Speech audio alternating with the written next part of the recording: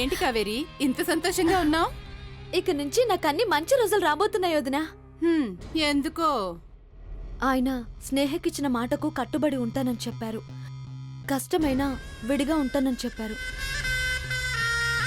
నా కళ్ళ ముందే స్నేహ ఆయన మొహం మీద డోర్ వేసేసింది. అల్ప సంతోషం అంటే ఇదేనేమో. అదేంటొదినా? మరి లేకపోతే ఏంటి?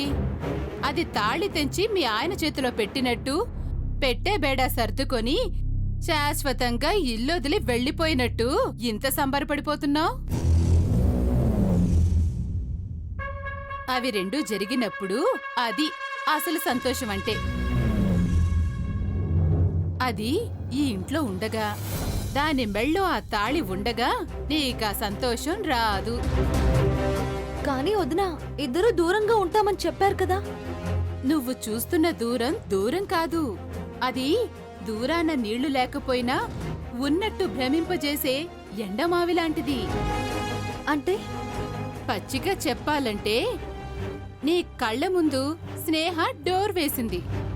నువ్వు కళ్ళు మూసుకున్నప్పుడు అదే డోర్ తెరిచి నాయుడు బావని లోపలికి రమ్మంటుంది.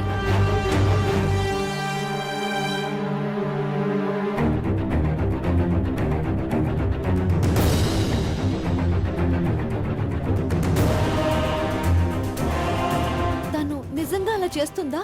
ఆయన వెళ్తాడా? నువ్వొకదానివి కావేరి.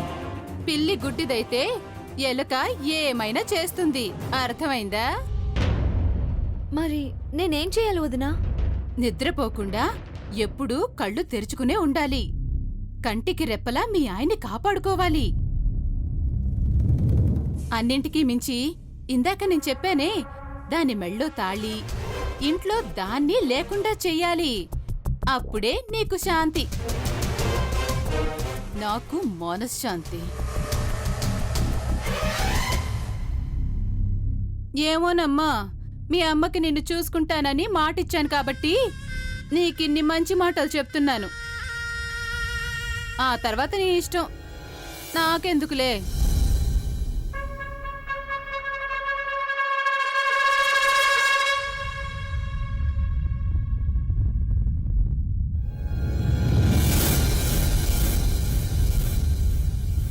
ఏంటమ్మా ఇది? నాకు తెలియకుండా ఇంత జరిగిందా? బావకి తెలియకుండా అంతా చేద్దామనుకుంటే ఇలా బయటపడిందేంటి అత్తయ్య? చేసిన పాపం ఎప్పటికైనా బయటపడకుండా పోదు. నిప్పుని నిజాన్ని ఎవరు దాచలేరు. ఇదంతా నాకింట్లోనే ఎందుకు చెప్పలేదమ్మా? దానికి వాళ్ళమ్మ అంతా చెప్పే తీసుకొచ్చుంటుంది అత్తయ్య. అమ్మా, అలాంటి వాళ్ళది నిజమైన ప్రేమ కాదు, అది వ్యామోహం. ఎగ్జాక్ట్లీ చిన్నత్త. నిజంగా ప్రేమించుకున్న వాళ్ళు అలా చేయరు. ఎంత మనసు విరిగిపోతే కన్న కూతుర్ని పట్టుకొని మా దృష్టిలో చచ్చిపోయా ఉంటుందా తల్లి? అది సరే అమ్మా, తన కూతురుతో తన మాట అనేటప్పుడు ఆమె మాటల్లో వ్యథ, కళ్ళల్లో బాధ గమనించావమ్మా? పెద్దబాబుకు బర్త్డే విషెస్ చెప్పు కూడా వెళ్ళాం కదా. ఊరికే ఎలా కాలిపోతుంది? మంట పెడితేనో పడితేనో తగలబడుతుంది.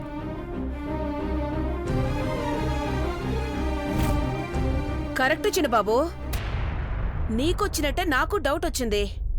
పార్వతే షర్టును తగలబెట్టిందనుకుంటా.